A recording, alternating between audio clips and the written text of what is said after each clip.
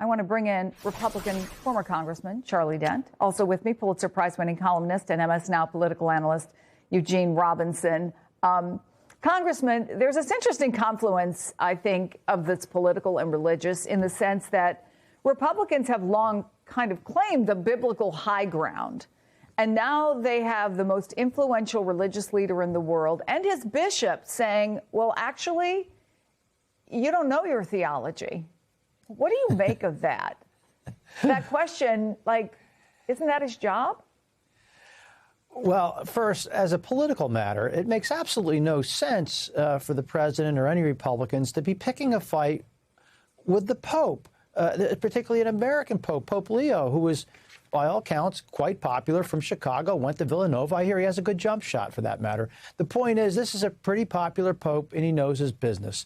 And I think with this loose talk, I think Vice President Vance made some comment to the effect that the Pope needs to be careful with his language. Well, really, why don't we start with the White House and stop talking about things like civilization annihilation and also posting images of the president in a Christ-like as Jesus Christ. I mean, that really, to me, is where the problem is. And the Pope is responding to these types of things. So it's really that the White House and the Vice President need to watch their rhetoric, not so much the Pope. Eugene, yesterday the Pope, who is touring Africa, didn't take questions, but it's interesting and was noted by some of the reporters who are traveling with him. He only spoke English. He talked about peace. And then today he posted this on X, quote, "Woe to those who manipulate religion and the very name of God for their own military, economic, and political gain, dragging that which is sacred into darkness and filth." He doesn't name Donald Trump, but is there a question about where that message is targeted? Well, he leaves it up to us to read and to read that into the message if we choose to or not. But look, this is his job. He is the Pope, right? And Charlie's absolutely right. It is insane for this administration to pick a fight with the Pope, who happens to be an American Pope. And it is so arrogant of J.D. Vance to claim to school the Pope on theology and tell him to be careful with his words. That is, it's ridiculous on its face, and it's also has to be counterproductive. There's no way you're going to win a theological battle with the Pope. I don't think that's a fight you should pick. Congressman, let me play a little bit more of what Senator Thune had to say about all this. Do you think that having this back and forth going on is a good idea, considering there's a lot of Republican voters who are Catholic? I'd stay focused on the administration, on the economic issues, the pocketbook issues that I think most Americans care about,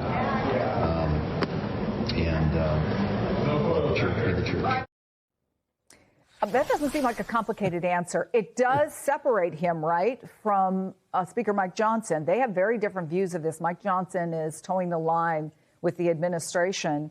But I think my big question is whether Republicans who are running for office and who may be in districts where there are a lot of evangelical Christians and Catholics who are not happy with what the Pope has been, with what the president has been saying and his administration have been saying about the Pope.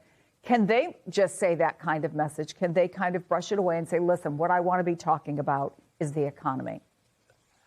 Well, I think Republicans ought to listen to John Thune here, that this is really the Pope's job to talk about theology and the gospel. That's his job. And that Republicans really should be focused on things that most Americans care about, which is the economy, the cost of everything. That's where they should be focused. So I think Thune is absolutely right. I think the Speaker should not get into a theological debate with the Pope about, just war. But I guess my question, Charlie, really is, if you're running for office right now and you get asked this question, do you need to take a side? Does it behoove you to take a side? Or do you just say, I'm not going to get in the middle of that? Well, I take the side of the Pope in this one because he's quite popular. And there are tens of millions of Catholics in this country and a lot of people like myself who are not Catholic but Protestant who are also offended by some of these things that I am hearing being said about the Pope. And I think it's just so wrong. And the images that the president showed of himself as Jesus Christ, I mean, this is offensive to people. It's either sacrilegious or blasphemous. So I think you're probably on the right. I think you're on the right side, being with the Pope and God in this case. Right. Yes. Go ahead, yes. Eugene. It is never a good idea to pit yourself against the Vicar of Christ, or which was the Pope. Right. That is just not a good look. And I, let me speak for a minute about Speaker Johnson, who, frankly, seems to consider himself a sort of lay theologian who he discourses often about theology and about what the Bible says.